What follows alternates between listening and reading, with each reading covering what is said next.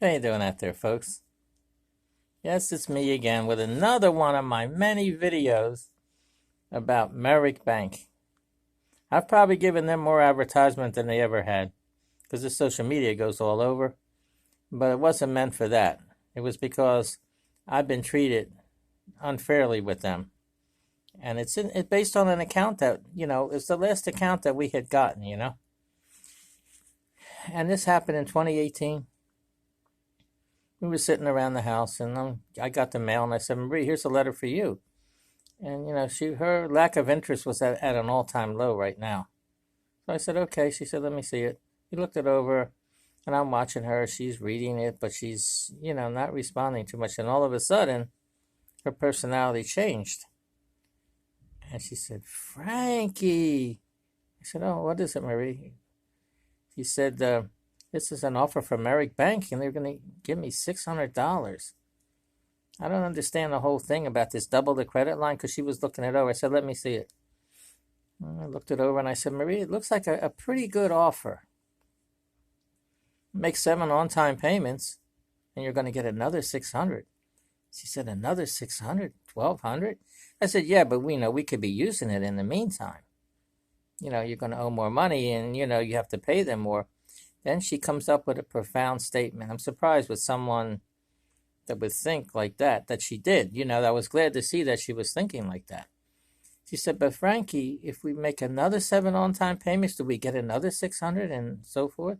I said, no, Marie, it doesn't work that way. This is, double the credit line, not triple or quadruple. Oh, okay, I understand. It was a good idea. Her thinking was good, but that's not the way it is. She didn't know that. Okay, so I say, she tells me I wanted, she was happy. I was glad to see she was happy. That made her happy, And it was good for me. I was glad, so I'm not going to say no. We better not do it. We owe too much credit now. Not a good idea, but she said, okay, what do I have to do? I said, what you have to do is, you have to put the application in, with the approval number and all. She said, can we do it by mail? I said, no. They didn't send an application. You have to do it by phone or on the computer. You want to do it by phone? You just give all the information and all that. And now I'm afraid I might say something wrong. I said, okay, let's go to the computer. I know you're not too much for it. She said, yeah, I know. But for this, I'll want to try. I said, okay. I mean, I could do it, but it's better if you do it. Because I wanted her to get, familiar with the computer a little bit. Okay, we went over there. I set it all up. Merrick Bank and, on the screen and all, the application and all. I said, you want to type it all in? She said, well, I don't know. I know how to type. Oh, I know she knows how to type. So I said, okay, I'm going to set it up. And I'm going to set the cursor, and I'll tell you your first name, type it in. All you have to do is type when I tell you to type, and that was it. And she did it. It was no problem at all. Perfect. If I make a mistake, I said, I can correct it. Don't worry about it. But she didn't. She was very careful. Okay, so we got to authorize user. She said, oh, yeah, I know what that is. Let me put your name. So I set the cursor. She put my name in because we shared everything. So I knew she wanted me on the account, of course. I'm the one taking care of all the bills and everything, ever since we've been together. So over 40 years I've been doing that. We combine our money and I pay the bills. Okay, so she put me as the authorized user, and she said, what else? I said, there's a disclosure here, Marie. I don't know about it. I'll explain it to you. In other words, they want you to give permission for them to call us or call you, or either one. It's the same phone numbers that we put down, the cell phone and the landline. They want you to give permission. They can call you with an auto dollar to leave messages, text messages or whatever to call to service the account. She said, okay, I don't care about that. I said, but if you don't check it, they're not going to give you the offer. They're going to rescind it. She said, what? They can do that? I said, well, she said, I don't care about the calls anyway, but it just seemed a little, thing that they're bargaining with you because they want to call you. I said, well, that's the way it is. So what to do is, she checked it. She touched the screen and checked it. And then we went down. I said, that's it? You understand it all? She said, yeah, I understand it. And then I said, you got to hit submit. She hit submit, and it went right in. She said, now what else? I said, well, let me check. I cleared the screen. I went into email. I knew it was going to, so I put the email address in there. And there it was. It said, congratulations, your application went through. You're approved for $600 with the double the credit line after 7 on-time payments. And you should receive your cards within 7 to 10 business days. She was happy and clapping. I said, okay, so then after that, the mail com was discussing with her to try to, about these cards, I said, well, he's going to have a card. And that way, you can order over the phone because that's what you want to do. I know that. And I never really did it because all the cards were used up, and I didn't want you to use it with not much available credit, So I said, you have $600. I don't think you're going to order that much. I mean, if there's something you really want, it's your credit. He said, no, I'm going to order little things that I see that I like. So make sure when you order on the phone, let me know how much it is so I can keep track. That they don't charge you more than what it is. You don't know. Don't sign up for any monthly payments or nothing like that. Do the one-time thing. And when you give information, don't give Social Security or date of birth and none of that. You don't have to give that. Just give the card number, your name's on there and all. And there might be a security code on the back. So she said, I understand it. You sure? She said, yes. Yes, sir. I said, okay, good. Then finally the cards came. We each got one, and they had the same. I'm going to show it to you right now. The cards that we received. Here it is, right here. See what it says? Merrick Bank Visa. Yeah. Expiration 6/23. There's Marie's name. How do you like that card, huh? And you notice she picked a nice design. I like that because I remember when she saw it on the, she picked it. They showed it, She wanted the eagle. She liked it. Okay, so that's her card. She's the card member. Okay, let me change it to get the other one. I practiced this, so that's how come I got it so quick, Okay, see it? That's the authorized user, me. See it? Same thing, Visa, expiration 6/23, same account number. I want you to see this, so because this does have something to do with the situation. Okay, so that's enough of that. Okay, now back to this now.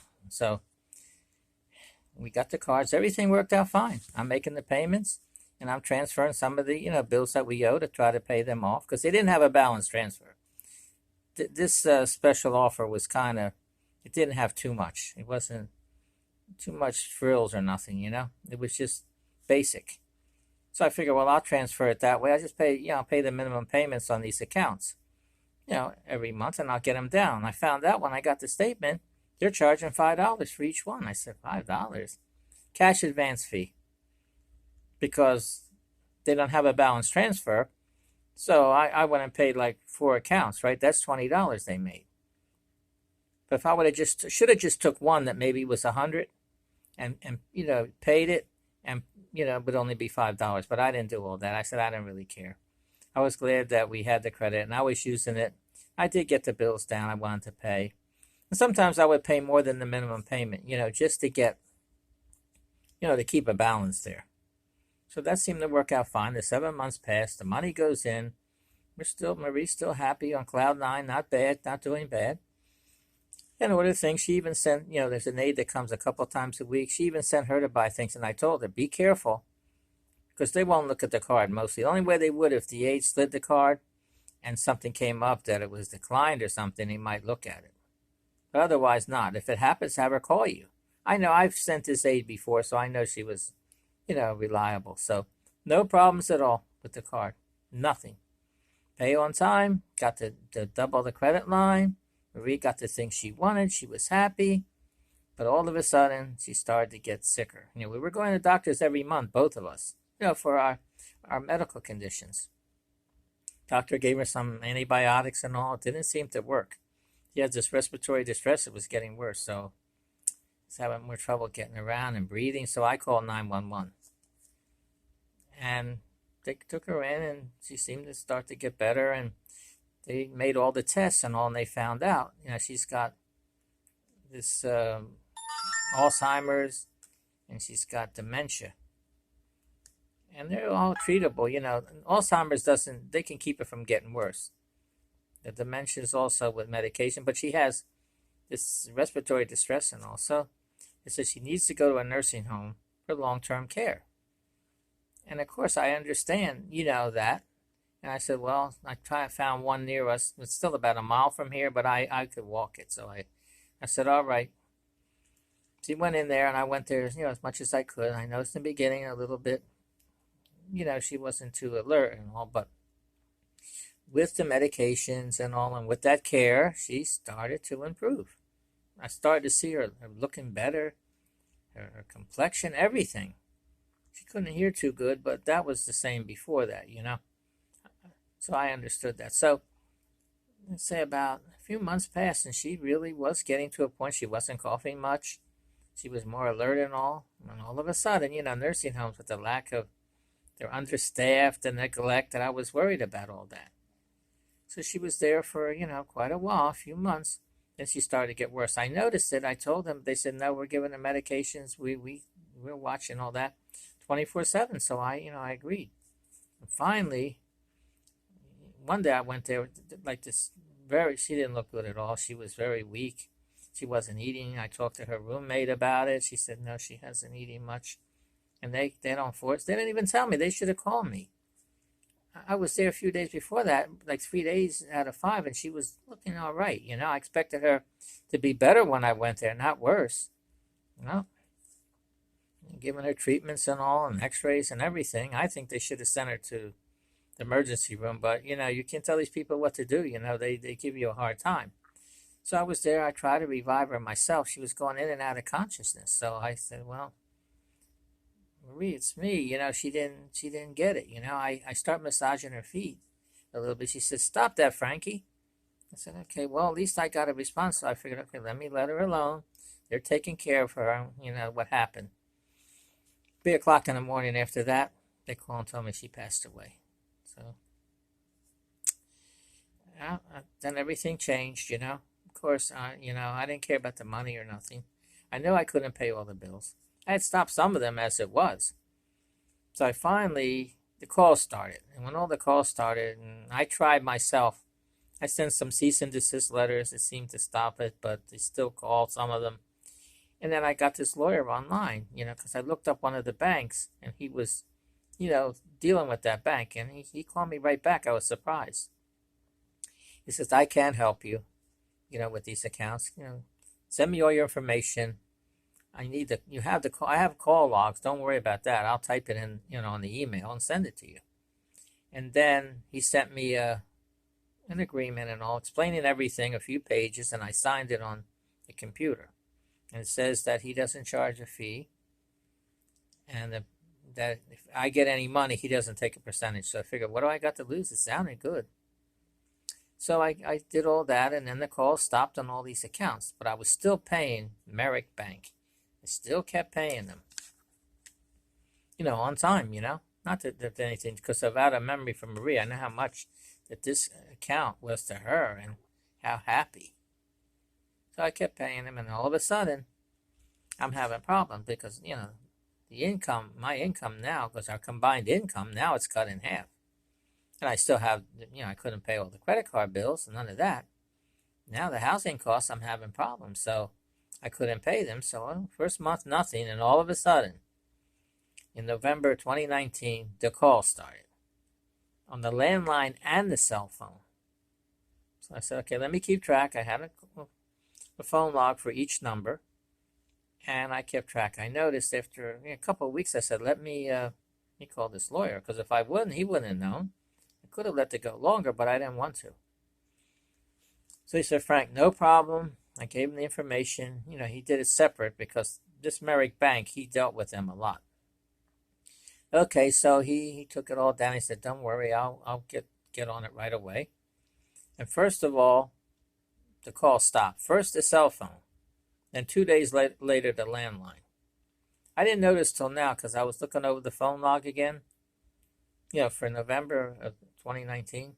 I noticed one day they called me 7 times. I didn't realize that.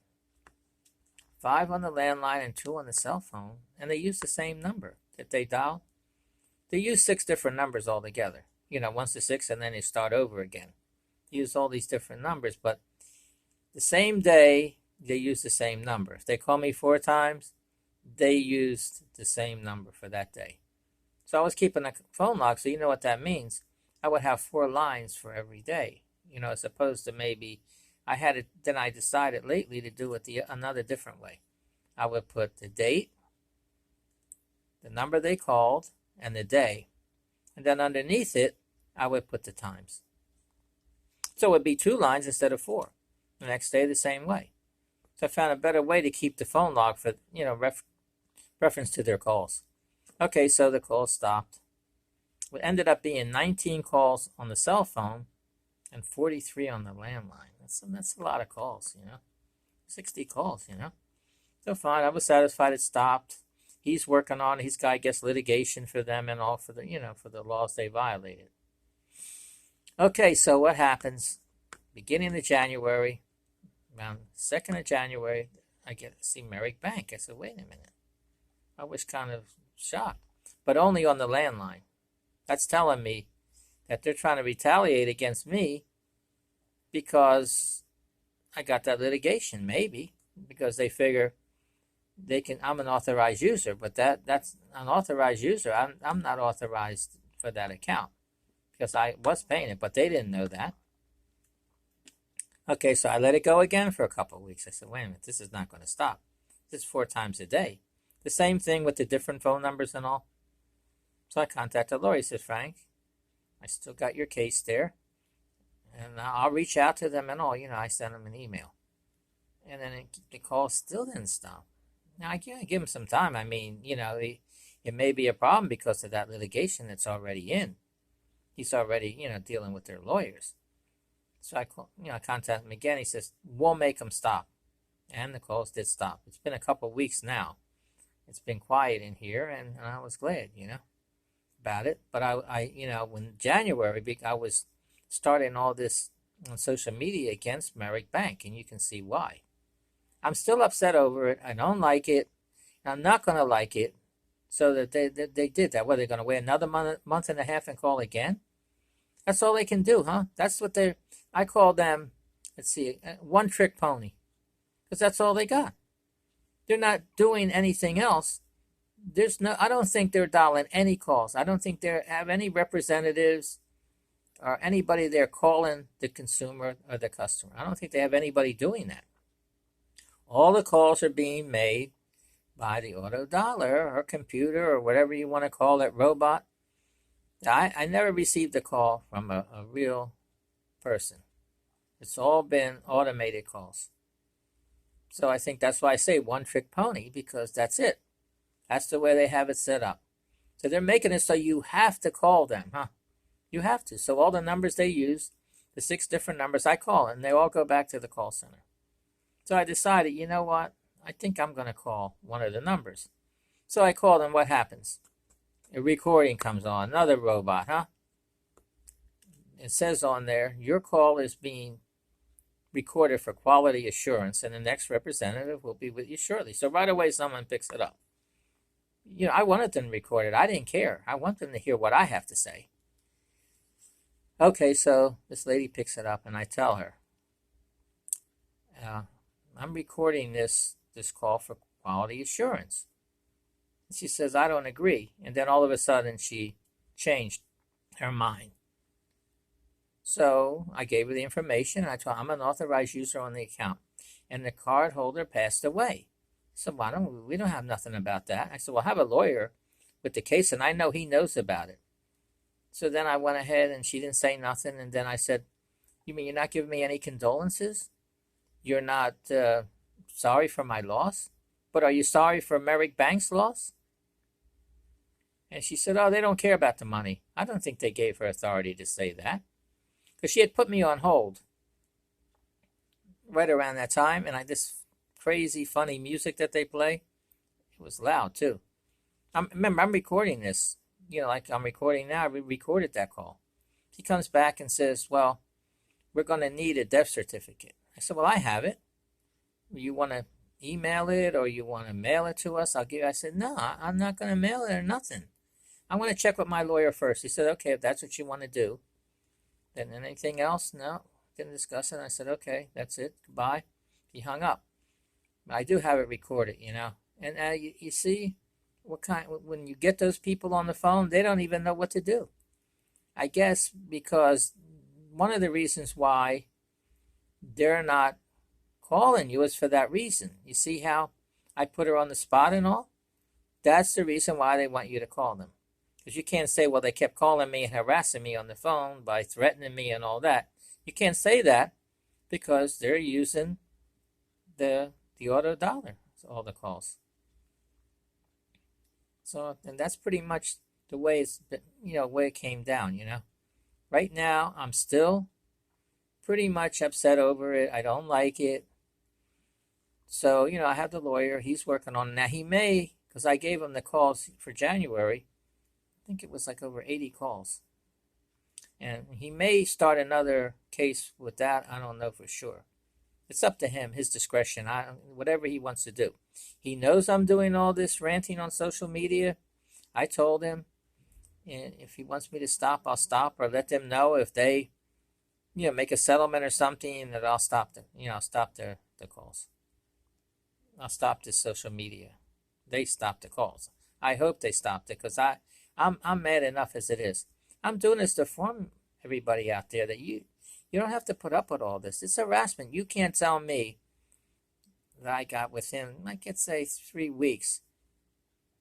I got over 80 calls. 80. Plus, I didn't even call on Sunday. That's part of the harassment, the way I look at it. So what happened on they called 4 times on Saturday, and the same number they didn't call on Sunday, and then Monday they didn't call all day, and they didn't call Monday afternoon and evening 4 calls. You tell me they give me a false sense of security? Well, I don't like it, and I'm not going to like it. And if you're having any problems with Merrick Bank or any other bank, I'm going to give you the lawyer I use because he's very good. Very good. He's what you call a consumer advocate attorney. His name is Paul Mankin, Mankin, and his phone number is 800-219-3577. I'll give it to you again. 800-219-3577. In the description, I'll put some things down, so I'll probably mention all that again. But I've been, endorsing him. I've been doing these testimonials and all because I appreciate all the work he's done and all the help he's given me. And I feel bad because I couldn't pay him. So I'm doing this as my appreciation for him, for his good work. And, it's nice to get a lawyer like that. So if you think that you're having so many problems and you can't afford a lawyer, well, you're mistaken. You can. And you can give him a call. There's no obligation. It's a free consultation. So I would keep it in mind. I'm not the only one receiving these kind of calls. All the people out there, I know Merrick Bank, I just checked recently, they do have over 1 million customers. So what do? They get all these customers like, me and Marie here, we've been paying them and all of a sudden when you can't pay, well, they put you out to pasture. And they send all these offers and get new customers to make more money again. Well, they got a problem here with this account. Because Marie was the card holder, and we both have different names, first of all. We have our own accounts. She put me as an authorized user. I'm not a joint card holder. I'm the authorized user. I'm not a co-signer. And we're not legally married. And we're in Pennsylvania. They don't even have common law.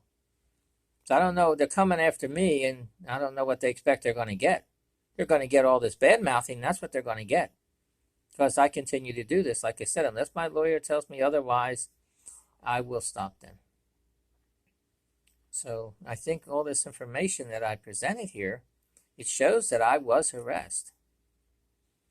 The way I look at it, it's bad enough. Because those calls they made in November 2019, they were from Marie because they didn't know nothing about it. They didn't know. I didn't contact them because I had the lawyer. So they didn't know those calls were directed to her. The phone numbers are in my name. So again, I become involved that way and as an authorized user. Now, since I'm the one putting in the litigation against them, my name, but I'm on the account, the litigation should be okay. It should be fine. But now it works the other way. I'm an authorized user, and I was able to put that litigation against them because I am on that account. But now for them to go after me because I'm on the account, it's not going to work. When Marie passed away, that account became uncollectible. Now, from that point on, that's uncollectible. The money's owed, but not anymore. Unless they could go after me, a husband, a family, a state, or something like that. But they can't in this case. So they're so smart, and they got the system set up and all. They should have figured all that out. But now just, everything's pending right now.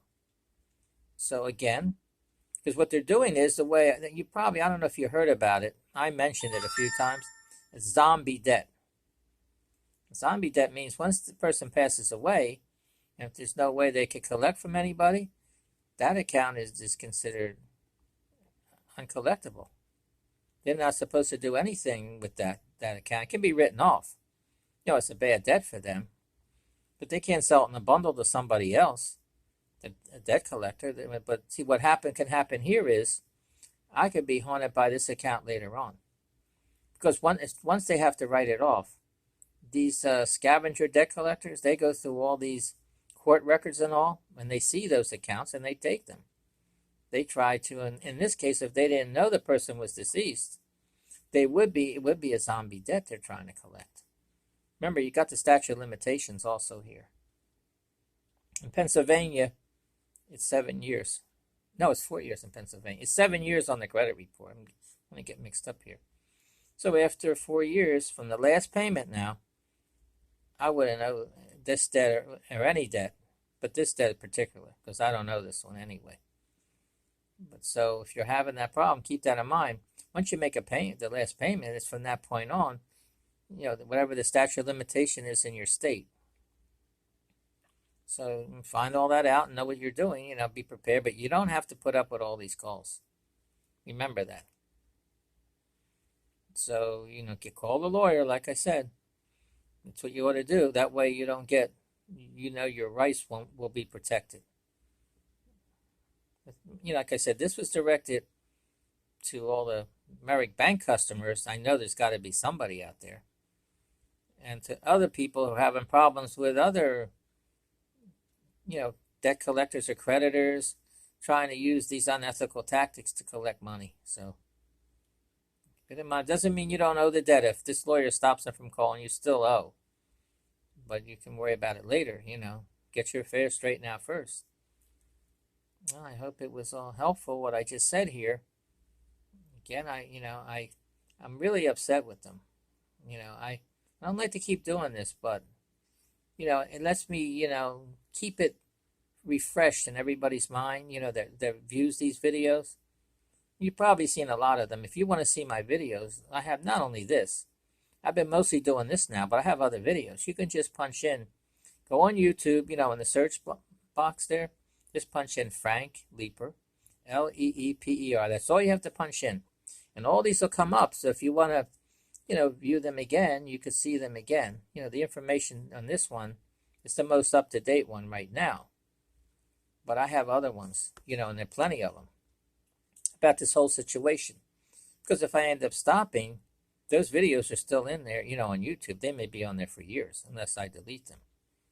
So keep all this in mind. And I again, whatever happens here, I'm going to keep updating it. I'm going to say one more thing about, me and Marie were together over 40 years. And we understood each other. And we had our own accounts. And we didn't need a marriage license to stay together that long. We believed in Almighty God, both of us, And Merrick Bank, what do they believe in? The almighty dollar. That's pretty much all I have to say on this one. But I hope everybody out there enjoyed the presentation. You learned something from it. Like I said, from time to time, I will be updating everything. If anything happens, and I get any kind of settlement or anything, I'll let you know. To show you that you should not put up with it, You don't have to. I know how it is. Okay, that's it for now.